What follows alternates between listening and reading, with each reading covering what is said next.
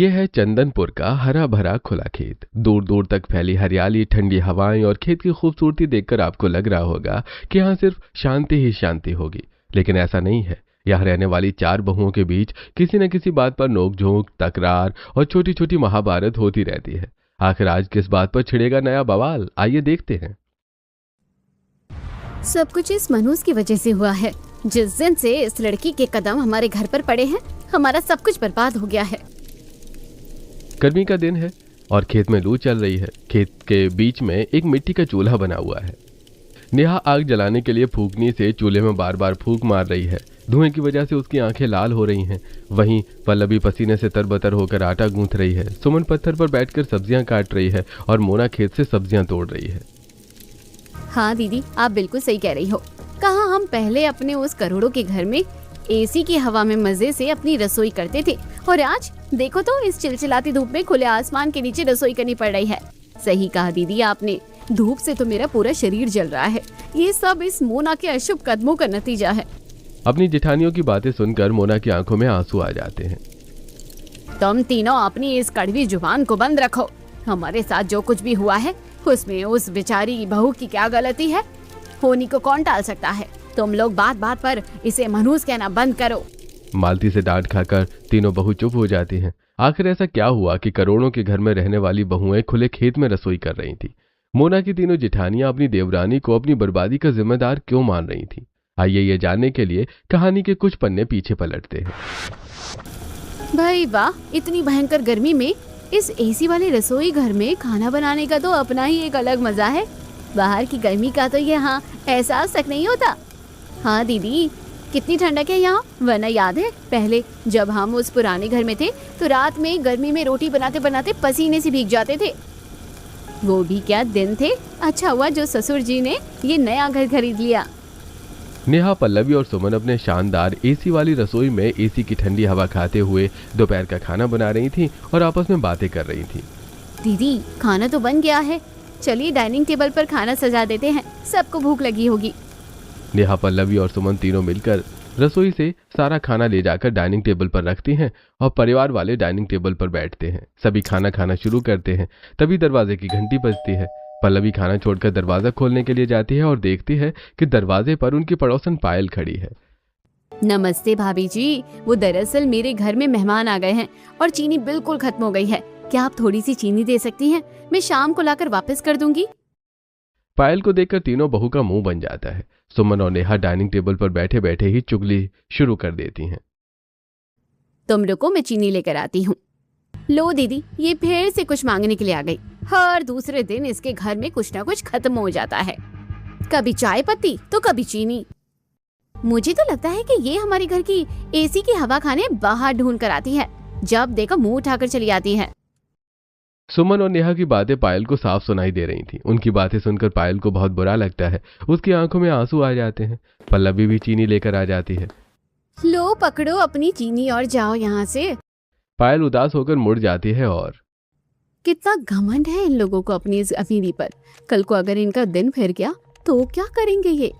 पायल के जाने के बाद सभी वापस टेबल पर बैठ जाते हैं। तभी निखिल हाथ में बैग लिए ऑफिस के कपड़ों में घर आता है।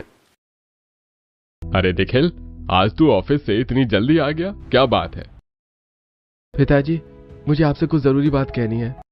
हाँ बेटा, बोलना, क्या बात है? पिताजी, मैं एक लड़की को पसंद करता हूँ और मैं उससे शादी करना चाहता हूँ। देवर जी, कौन है वो खुशनसीब लड़की? कहीं वो शर्मा जी की बेटी तो नहीं? उनके पास तो शहर की सबसे बड़ी फैक्ट्री है।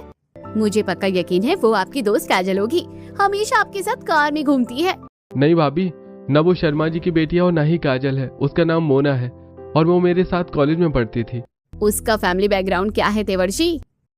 उसका कोई खास फाइनेंशियल बैकग्राउंड नहीं है भाभी। वो एक बहुत ही साधारण और गरीब घर से ताल्लुक रखती है। क्या कहा? एक गरीब घर की लड़की? माँ जी, क्या अब हमारे घर में एक गरीब घर की लड़की आएगी? देवर जी तो सोसाइटी में हमारी नाक कटवाना चाहते हैं। देखो बहू, तुम लोग बीच में मत बोलो। मेरा बेटा जिस लड़की से शादी करना चाहेगा हम उसी से उसकी शादी करवाएंगे। अगर मेरे बेटे ने उस लड़की को पसंद किया है तो वो जरूर अच्छी लड़की होगी। मालती की बात सुनकर निखिल खुश हो जाता है और तीनों बहुएं परेशान हो जाती हैं। शाम को तीनों बहुएं घर के काम में लगी थी। तभी मनोज उनके घर आता है। नमस्ते अंकल जी, नमस्ते आंटी जी, कैसे हैं आप सब? नया घर लेकर कैसा लग रहा है? अरे मनोज बेटे, आओ आओ बैठो। तुम्हारे बिना तो ये आलीशान घर हमें मिल ही नहीं सकता था। सुमन, जा जल्दी से मनोज बेटे के लिए ठंडा जूस लेकर आ, बेचारा बाहर गर्मी से आया है। लीजिए मनोज जी, आप सच में हमारे लिए भगवान बनकर आए हैं, वरना इतने कम पैसे में हमें इतना अच्छा घर नहीं मिल पाता। अरे भाभी जी, ये तो मेरा काम है। वैसे अंकल जी, घर के कागजात आपको मिल गए हैं ना? उसे अच्छे से रखिएगा। हाँ भाई, मैंने पेपर्स अच्छे से रख दिए हैं। अब ये आलीशान घर हमारा है। अरे मैं कुछ दिनों के लिए दूसरे शहर जा रहा हूँ। जाने से पहले सोचा एक बार आपसे मिल लूं, इसलिए आ गया।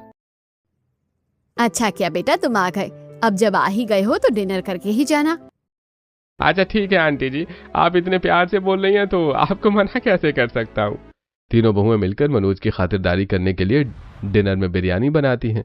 मनोज मजे से बिरयानी खाता है और अपने घर चला जाता है। कुछ दिनों बाद निखिल और मोना की शादी हो जाती है। मोना अपने ससुराल आ जाती है। उसका गृह प्रवेश हो चुका था और अब फर्श पर एक बड़ी सी परात में दूध और गुलाब की पंखुड़ियां डालकर अंगूठी ढूंढने की रस्म शुरू होने वाली थी। तभी अरे बंद करो ये तमाशा और निकलो मेरे घर से बाहर। गोपाल सूट बूट पहनकर कुछ पुलिस वालों के साथ रघुनाथ के घर में आ जाता है। सारा गाना बजाना एकदम से रुक जाता है। जी, आप लोग कौन हैं और पुलिस यहाँ क्या कर रही है? देखिए, पुलिस को खबर मिली है कि आप लोग गैर कानूनी तरीके से इस घर में रह रहे हैं। अरे क्या बकवास कर रहे हैं आप? आपका दिमाग तो ठीक है। ये घर मेरा है। मैंने इसे अपनी जीवन भर की कमाई और अपने पुराने पुश्तैनी घर को गिरवी रखकर खरीदा है। अरे कैसे खरीदा है तुमने? किससे खरीदा है? मेरा नाम गोपाल है और मैं इस घर का मालिक हूँ। पिछले 6 महीने से मैं बिजनेस के सिलसिले में लंदन में था और तुम लोगों ने मेरे पीछे से मेरे घर पर कब्जा कर लिया। अरे नहीं नहीं, ऐसा नहीं हो सकता, हमारे पास पेपर्स है। विराज दौड़कर अपने कमरे में जाता है और अलमारी से घर के पेपर्स निकाल कर लाता है और उसे इंस्पेक्टर को देता है। रघुनाथ जी, आपको किसी ने बहुत बड़ा धोखा दिया है। ये पेपर्स पूरी तरह से जाली और फर्जी है। क्या? लेकिन वो ब्रोकर मनोज, उसने मुझे ये पेपर्स दिए थे। वो मनोज एक बहुत बड़ा फ्रॉड है। उसने कई लोगों को ऐसे ही लूटा है और अब वो शहर से फरार हो चुका है। असली पेपर्स गोपाल जी के पास हैं। आप लोगों के साथ बहुत बड़ा स्कैम हुआ है। इंस्पेक्टर की बात सुनकर सबके पैरों तले जमीन खिसक जाती है।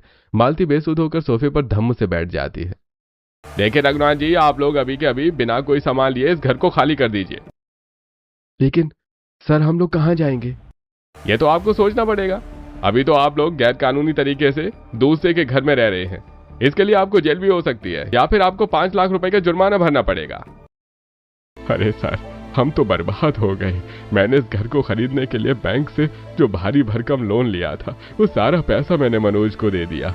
मैंने अपनी पुश्तैनी दुकान और पुरानी फैक्ट्री भी गिरवी रख दी थी। अब अगर ये घर भी हमारा नहीं है तो बैंक वाले हमारा सब कुछ जब्त कर लेंगे। हम तो पूरी तरह से कंगाल हो जाएंगे। अरे मुझे तुम्हारी इन कहानियों से कोई मतलब नहीं है। मुझे मेरे 5 लाख रुपए हर्जाना चाहिए, वरना पुलिस तुम्हें अभी घसीटते हुए जेल ले जाएगी। जो कहता है आप लोग जल्दी कीजिए, वरना मुझे आप लोगों को जेल में ले जाना पड़ेगा। पुलिस वालों की बातें सुनकर सभी परेशान हो जाते हैं। तभी मालती, नेहा, पल्लवी और सुमन रोते रोते अपने सारे गहने सोने के उतारने लगती हैं। नई नवेली दुल्हन मोना भी अपने कंगन उतार कर दे देती है। बेटा, ये गहने लो और इसे बेचकर इनका जुर्माना भर दो। मालती के चारों बेटे गहनों को ले लेते हैं और सुनार की दुकान में जाकर उन गहनों को 5 लाख रुपए में बेचकर इंस्पेक्टर को दे देते हैं। इंस्पेक्टर रघुनाथ को उसके परिवार के साथ उसके घर से निकाल देता है। हे भगवान, तू कैसे दिन दिखा रहा है? इस बुढ़ापे में हमारे सर से छत छिन गई। अब हम लोग क्या करेंगे? रघुनाथ और उनका पूरा परिवार अपने छोटे मोटे सामान और सूटकेस के साथ अपने ही आलीशान घर से बाहर खड़ा हुआ था। सभी के चेहरे की हवाइयां उड़ी हुई थी और आंखों में आंसू थे। चारों बहुएं फूट फूट कर रो रही थी। ये क्या हो गया हमारे साथ? कल रात तक तो हम इस महल जैसे आलीशान घर में रह रहे थे और आज सड़क पर आ गए। मेरी वो लाखों की इटालियन मॉड्यूलर रसोई, मैंने उसे कितने चाव से सजाया था। दीदी, रसोई तो दूर की बात है, हमारे सिर पर तो अब छत भी नहीं रही। उस पुलिस वालों ने हमें धक्के मारकर बाहर निकाल दिया। उस मनोज के बच्चे ने हमारे साथ कितना बड़ा फ्रॉड किया है। हम कितने भी ना समझ हैं, उस फ्रॉड ने हमारा सब कुछ लूट लिया है और हम उसके लिए बिरयानी बना रहे थे। नेहा, पल्लवी और पूरा परिवार अपनी किस्मत पर रो रहा था। तभी उनकी गरीब पड़ोसन पायल वहां आती है। वो किसी दूसरे के कुत्ते को घुमा रही थी। नेहा, पल्लवी और सुमन को इस हाल में देखकर पायल उन्हें ताना मारने लगती है। अरे मालती आंटी, आप लोग यहाँ सड़क पर ऐसे सूटकेस लेकर क्यों बैठे हैं? क्या हो गया? सुना है आपको घर से निकाल दिया गया है। ये पुलिस की गाड़ी आपके घर से क्यों निकल रही थी? हाँ पायल, हमारे साथ धोखा हुआ है। हमने ये घर अपनी सारी जमा पूंजी लगाकर खरीदा था, लेकिन मनोज नाम का ब्रोकर हमारे साथ फ्रॉड करके भाग गया। ओहो, बड़ा बुरा हुआ। पर सच कहूँ तो मुझे बिल्कुल भी हैरानी नहीं हो रही। ये क्या बोल रही हो तुम? बड़ा घमंड था ना तुम लोगों को अपनी इस नई अमीरी पर। याद है मालती आंटी, जब आप लोगों ने ये नया घर लिया था तो मोहल्ले में किसी से आपने सीधे मुंह बात नहीं करी थी। पायल की बात सुनकर मालती अपना सिर शर्म से नीचे झुका लेती है। और तुम तीनों बहुएं हमेशा मुझे गरीब होने के लिए ताना मारती थी। तो बताओ, रास्ते में आकर कैसा लग रहा है? भगवान सब देखता है, किसी का घमंड ज्यादा दिन नहीं टिकता। ये सब सुनकर पायल मुंह फेर कर हंसते हुए वहां से चली जाती है। पायल की बातें सीधा मालती के दिल पर चुभती हैं। नेहा, सुमन और पल्लवी पायल की बेइज्जती करने की वजह से रोने लगती हैं। बस करो बहुओं, रोना बंद करो। ये तमाशा देखने के लिए पूरी दुनिया खड़ी है। पायल जो कह रही है उसे कहने दो। अब रोने से हमारे पैसे या हमारा घर वापस नहीं आने वाला। हमें हिम्मत से काम लेना होगा। अरे मालती सही कह रही है, हमें यहाँ बेच सड़क पर तमाशा नहीं बनना चाहिए। चलो हम लोग अपने रिश्तेदार के घर चलते हैं। वो हमारे बुरे वक्त में हमें कुछ दिन का आसरा जरूर दे देंगे। जब तक मेरे बेटे और मैं कोई काम ढूंढ नहीं लेते, हम वहीं रहेंगे। पूरा परिवार थका हारा और पसीने से लथपथ ताई जी के दरवाजे पर पहुंचता है। रघुनाथ दरवाजा खटखटाते हैं। ताई जी और उनकी बहू दरवाजा खोलती हैं। ताई जी रघुनाथ के पूरे परिवार को साथ देकर हैरान हो जाती हैं। अरे रघुनाथ, तुम लोग यहाँ कैसे आना हुआ? ताई जी, हमारे साथ बहुत बड़ा धोखा हुआ है। हमारा सब कुछ बर्बाद हो गया। ब्रोकर ने हमें गलत घर बताकर हमारे पैसे लूट लिए और भाग गया। आज पुलिस ने हमें घर से निकाल दिया है। क्या हम कुछ दिनों के लिए आपके यहाँ रह सकते हैं? हम जल्द ही कोई व्यवस्था कर लेंगे। अरे क्यों नहीं, तुम लोग अंदर जाओ। वैसे भी बुरे वक्त में अपने ही काम आते हैं। तुम लोगों को जितने दिन यहाँ रहना है आराम से रहो। ताई जी रघुनाथ और उसके परिवार वाले को घर के अंदर बुलाती हैं। तभी ताई जी की बहू राधा रसोई से बाहर निकलती है और कहती है, नहीं माँ जी, बिल्कुल नहीं। आप इन्हें अंदर नहीं आने देंगी। क्या आप भूल गई हैं कि इन्होंने हमारे साथ कैसा सलूक किया था? अरे राधा बहू, पार्टी तो बड़ी अच्छी लग रही है, पर रघुनाथ जी और उनके परिवार वाले कहाँ हैं? रघुनाथ के नए घर में एक पार्टी चल रही थी। ताई जी एक साधारण सी सूती पहनकर आई हैं। तीनों बहुएं नेहा, पल्लवी और सुमन ने भारी डिजाइनर लहंगा पहना था। वो तीनों हाथों में ड्रिंक लेकर ताई जी को देख रही थीं। तीनों ताई जी के पास आती हैं। अरे ताई जी, आप आ गई? पर ये क्या पहन कर आई हैं आप? सच में ताई जी, कम से कम आज तो कोई अच्छा कपड़ा पहन लेती। हम तो इतने बड़े बड़े लोगों को अपनी पार्टी में बुलाते हैं। आपकी ये सस्ती साड़ी देखकर तो हमारी बेइज्जती हो रही है। लोग सोचेंगे कि हमारे रिश्तेदार कितने गरीब और गंवार हैं। अगर आप लोगों के पास पहनने के लिए अच्छे कपड़े नहीं थे तो आपको पार्टी में आना ही नहीं चाहिए था। राधा, तुम तो कुछ अच्छा पहन कर आ सकती थी। तीनों बहू मिलकर राधा और ताई जी की काफी बेइज्जती करती हैं। तीनों बहू की बातें सुनकर राधा और ताई जी पार्टी में रुकती नहीं और वो तुरंत वापस चली जाती है। मैं कैसे भूल गई, तुम लोगों ने मेरी गरीबी का मजाक उड़ाया था। आज तुम्हारा वो घमंड आ गया नेहा। आज तुम खुद फटेहाल मेरे दरवाजे पर भिखारी बनकर खड़ी हो। मेरे घर में तुम्हारे लिए कोई जगह नहीं है। तुमने जो बोया है वही काट रहे हो। ताई जी पूरे परिवार को अपने घर से बाहर निकालकर जोर से दरवाजा उनके मुंह पर बंद कर देती हैं। रघुनाथ शर्म से सिर झुका लेते हैं। सूरज ढल रहा था। परिवार के सभी लोग सड़क किनारे पैदल चल रहे हैं। आरव, विराज, हेमंत और निखिल के चेहरे पर थकान और लाचारी साफ दिख रही थी। बहुओं के पैरों में छाले पड़ गए थे।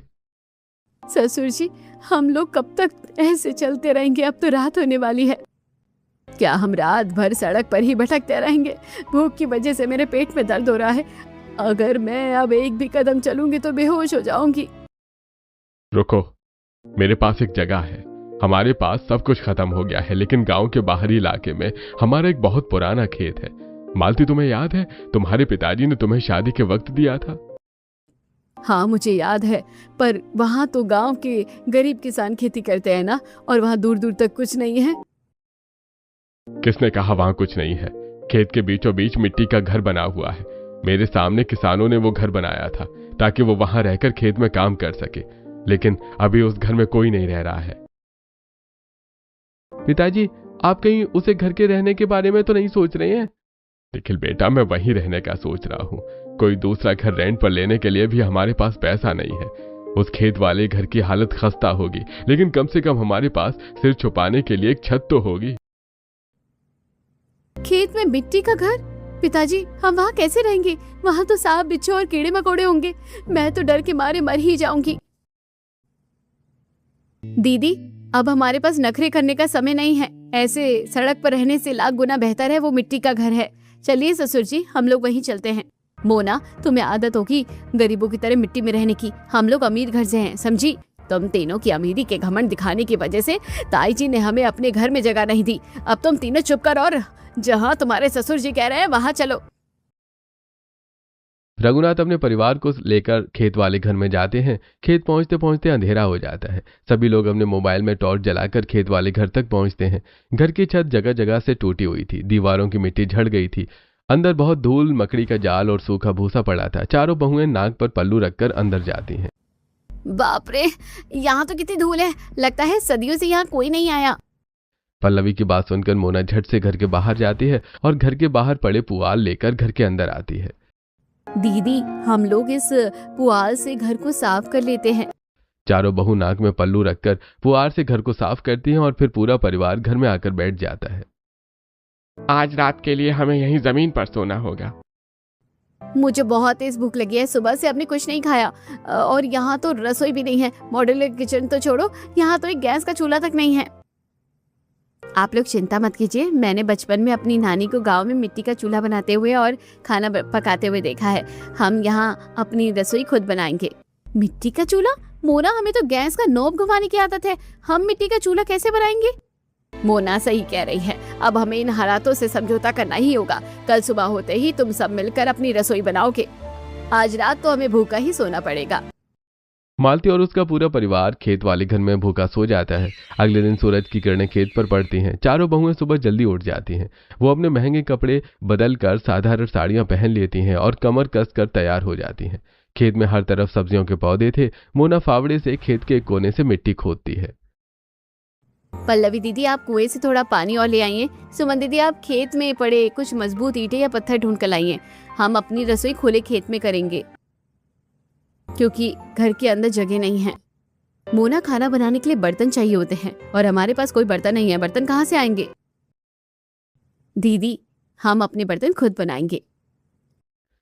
पल्लवी कुएं से पानी लाती है और सुमन पत्थर लाती है। नेहा और मोना मिलकर मिट्टी को गूंथती हैं और पत्थरों पर मिट्टी का लेप लगाकर एक बहुत ही सुंदर 2 मुंह वाला चूल्हा तैयार करती है। चारों बहुएं पसीने से लथपथ थीं। अरे वाह मोना, ये तो सच में बिल्कुल परफेक्ट चूल्हा लग रहा है। मुझे तो यकीन नहीं हो रहा कि मैंने मिट्टी का चूल्हा बनाया है। अभी तो शुरुआत है दीदी, चलिए हम बर्तन बनाते हैं। चारों बहुएं मिलकर मिट्टी की गोल गोल हांडी, एक बड़ा सा तवा और कुछ कटोरियां, थाली, बड़े चम्मच बनाती हैं और उन्हें चिलचिलाती धूप में सूखने के लिए रख देती हैं। एक तरफ चारों बहू मिलकर खेत में अपनी रसोई कर रही थीं, तो वहीं चारों के पति बाजार में बोरियां उठा रहे थे। काम करने के बाद आरव, विराज, हेमंत और निखिल खेत में जाते हैं। हम चारों भाइयों ने पास के बाजार में बोरियां उठाने का काम किया। ये लो नेहा, हमें मजदूरी करके जो पैसे मिले थे हम उससे राशन लेकर आए हैं। तुम लोग कुछ खाने का बना दो। बहू, तुम लोग खेत की सब्जियों का इस्तेमाल कर सकती हो। ये हमारी जमीन है तो कोई कुछ नहीं कहेगा। चारों बहुएं खाना बनाना शुरू करती हैं। नेहा चूल्हा जलाने की कोशिश कर रही थी, पल्लवी आटा गूंथ रही थी, सुमन पत्थर पर सब्जियां काट रही थी और मोना खेत से सब्जी तोड़ रही थी। तभी गर्मी और चूल्हे के धुएं से परेशान होकर नेहा, सब कुछ इस मनहूस की वजह से हुआ है। जिस दिन से इस लड़की के कदम हमारे घर पर पड़े हैं, हमारा सब कुछ बर्बाद हो गया है। हाँ दीदी, आप बिल्कुल सही कह रही हो। कहाँ हम पहले उस करोड़ों के घर में एसी की हवा में मजे से अपनी रसोई में काम करते थे और आज देखो इस चिलचिलाती धूप में खुले आसमान के नीचे रसोई करनी पड़ रही है।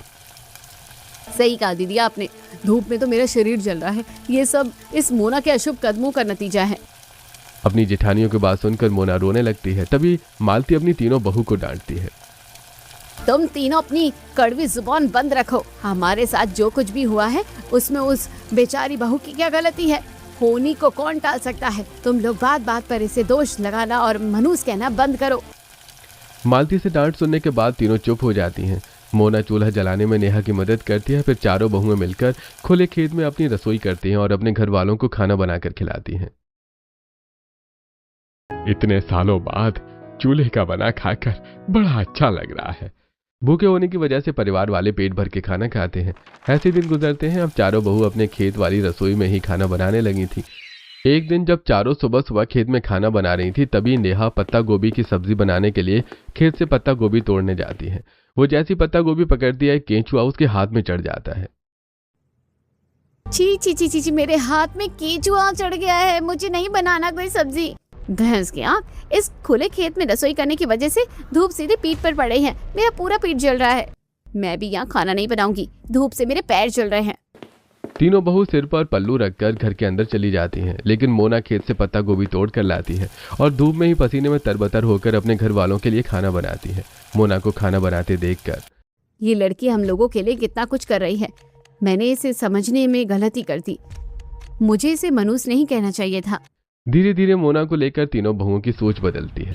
एक रात जब खाना खाने के बाद सभी सो रहे थे, तभी अचानक तेज बारिश होने लगती है और बारिश की वजह से उनका चूल्हा खराब हो जाता है। अगले दिन जब वो अपने चूल्हे को देखती हैं, तब हे भगवान, हमारी सारी मेहनत बर्बाद हो गई है। कितनी मेहनत से हमने ये चूल्हा बनाया था। अब हम क्या करेंगे? अपनी रसोई कैसे करेंगे?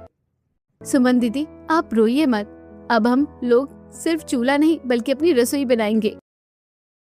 चारों बहू की आवाज सुनकर मालती घर से बाहर आती है। मोना बहू, तू क्या कह रही है? तुम लोग रसोई कैसे बनाओगी?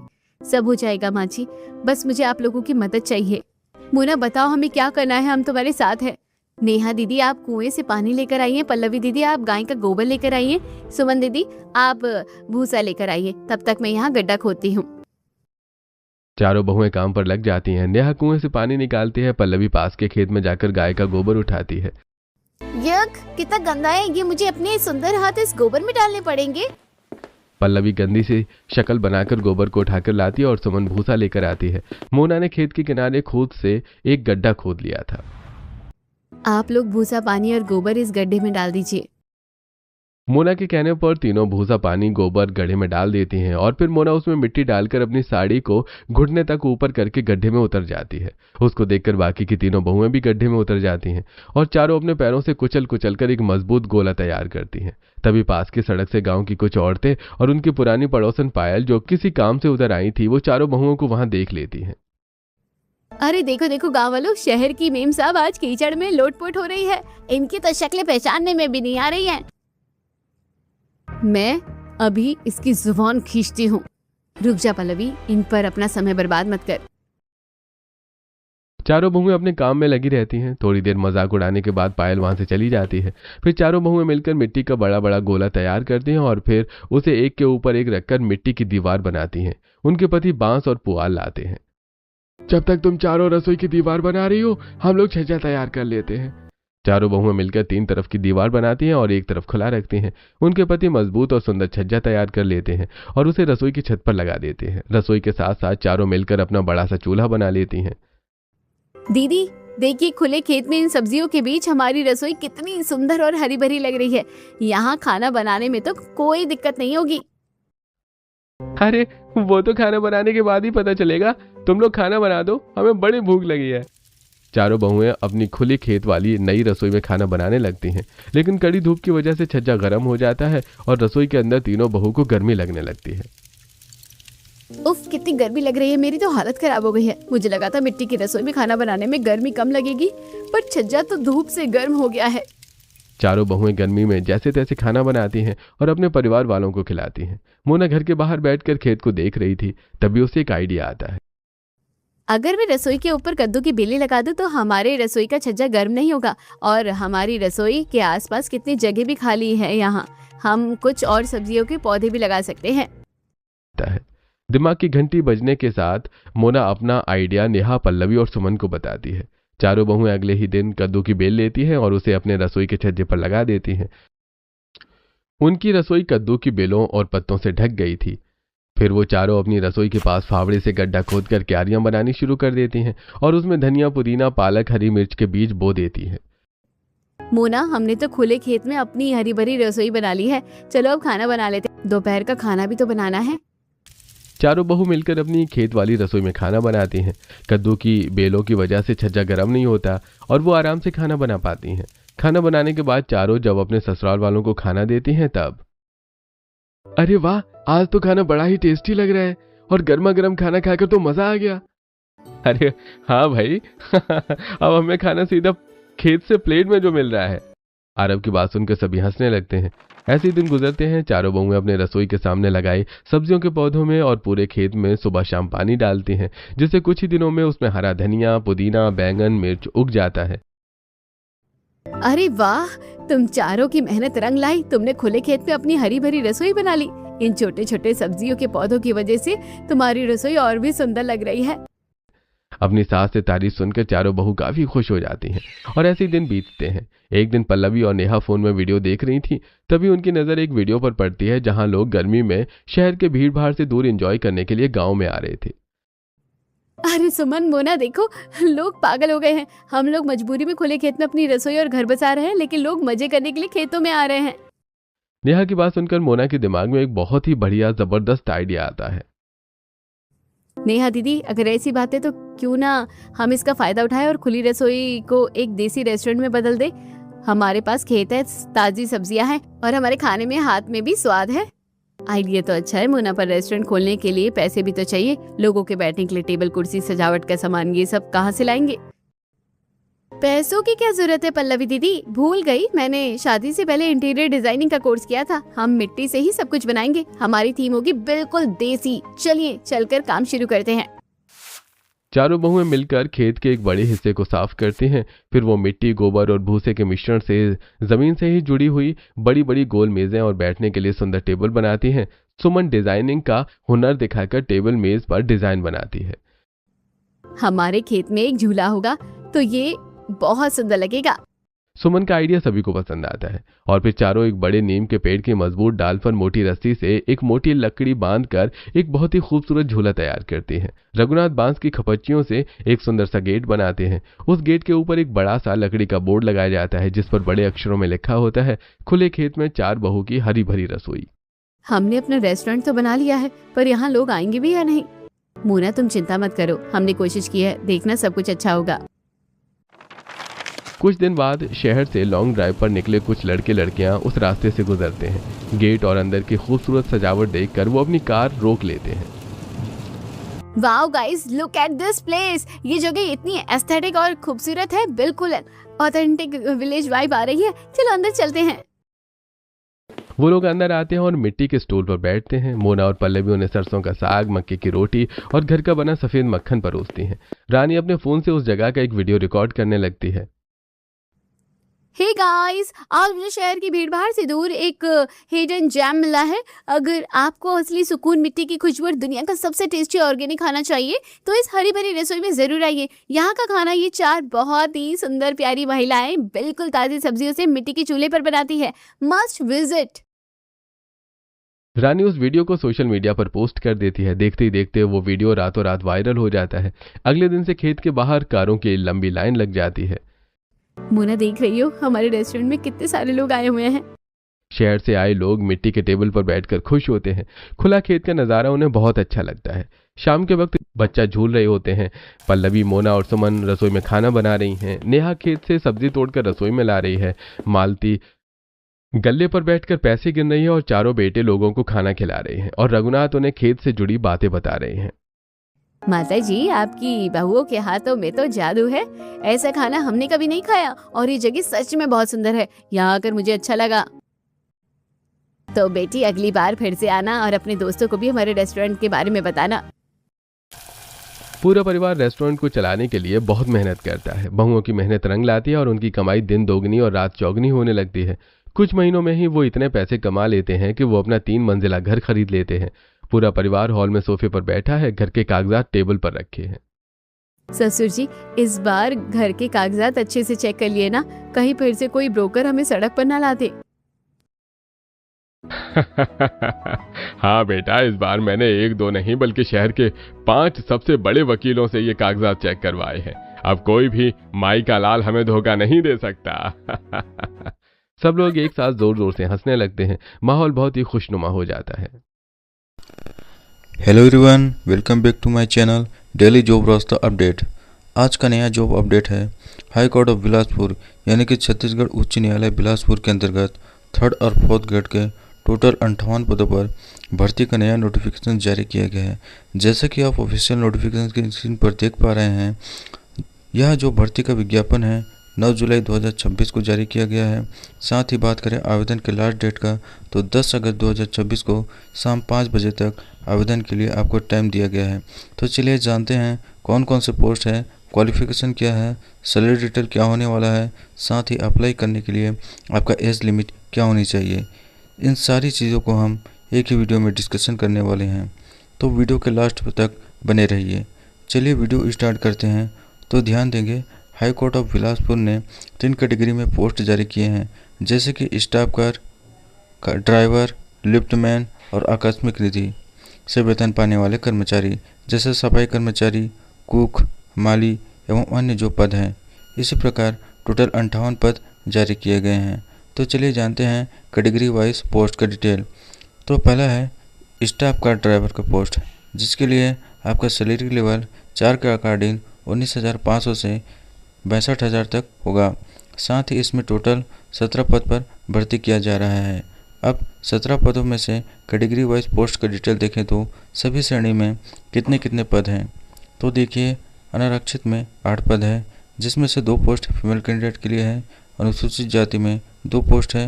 अनुसूचित जनजाति में 4 पद में से 1 पोस्ट महिला के लिए है और ओबीसी कैटेगरी में 3 पोस्ट है।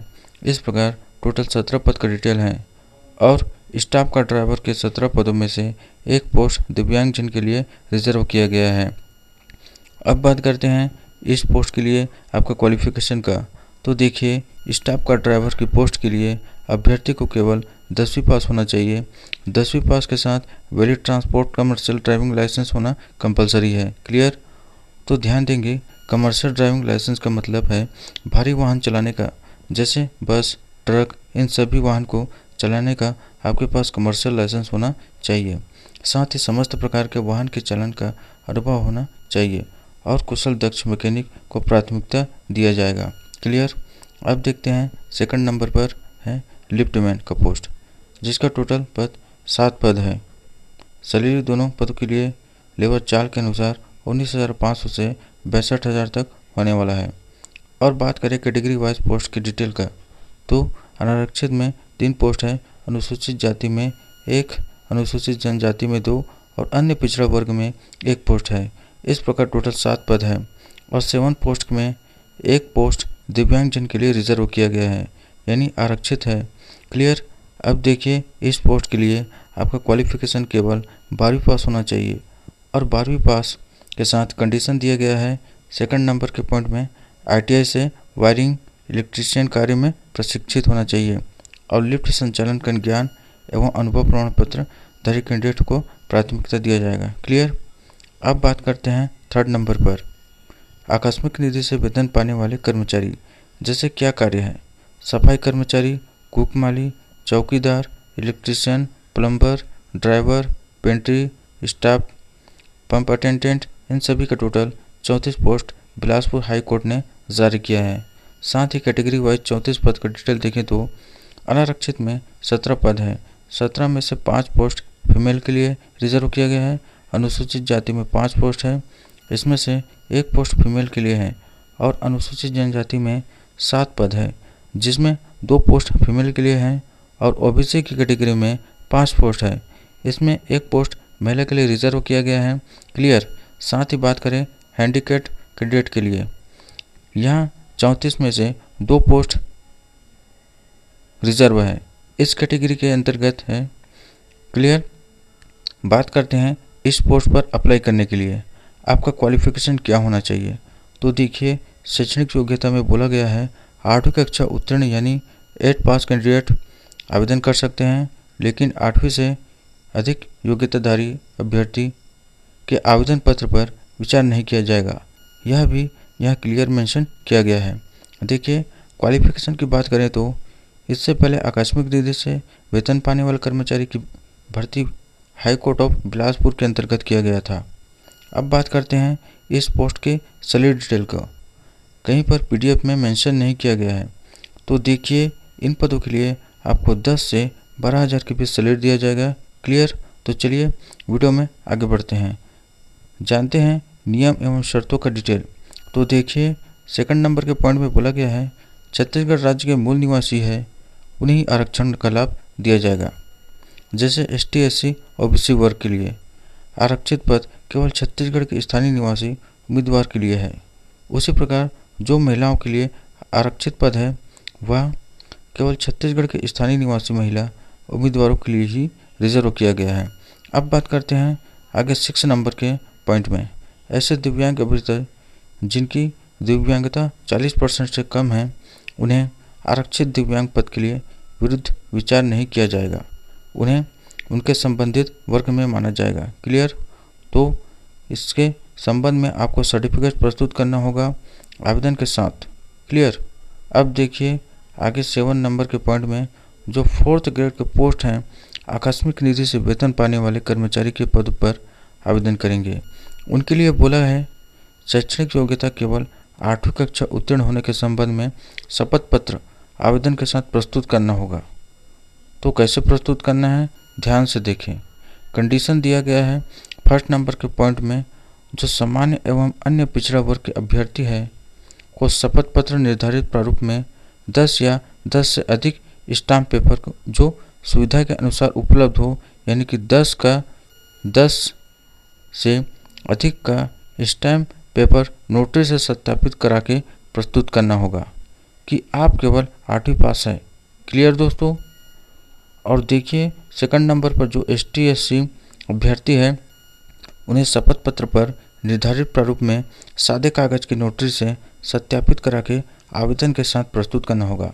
यहाँ पे सभी कैटेगरी के कैंडिडेट को आवेदन करने के संबंध में बताया गया है। तो यहाँ आप ध्यान रखेंगे, नहीं तो आपको अपात्र कर दिया जाएगा और इसकी पूरी जिम्मेदारी स्वयं अभ्यर्थी को ही होगी।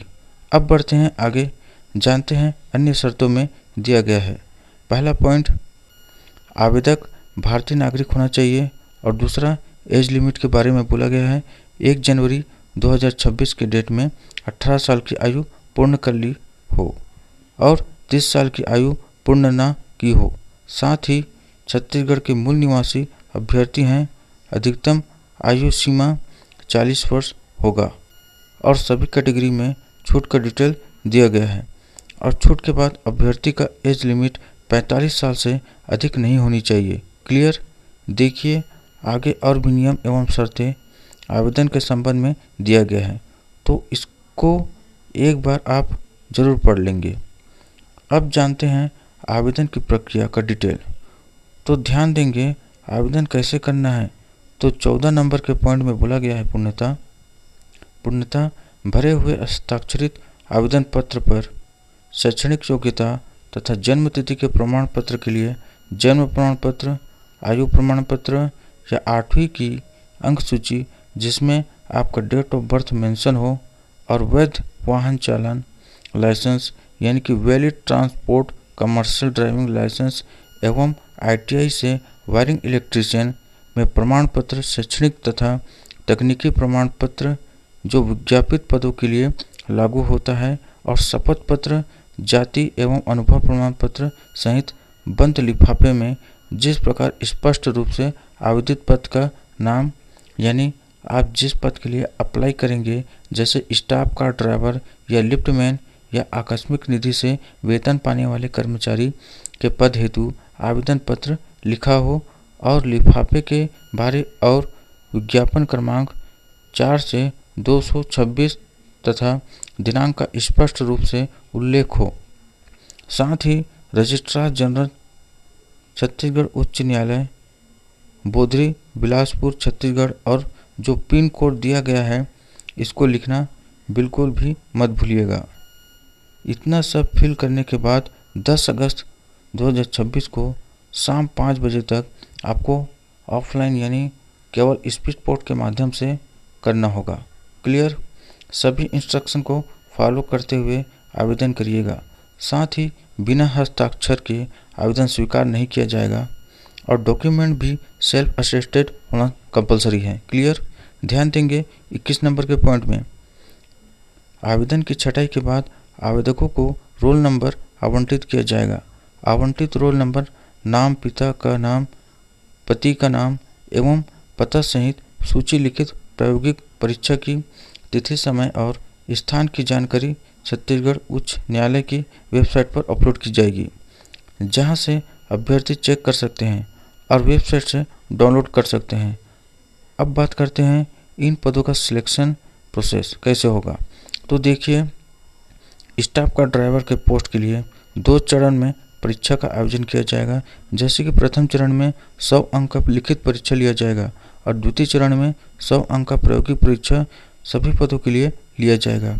इसी प्रकार लिफ्टमैन के पद के लिए बोला गया है लिखित परीक्षा होगा 100 अंक का और द्वितीय चरण में प्रायोगिक परीक्षा होगा 100 नंबर का। इसी प्रकार आपका सिलेक्शन दोनों पदों के लिए किया जाएगा।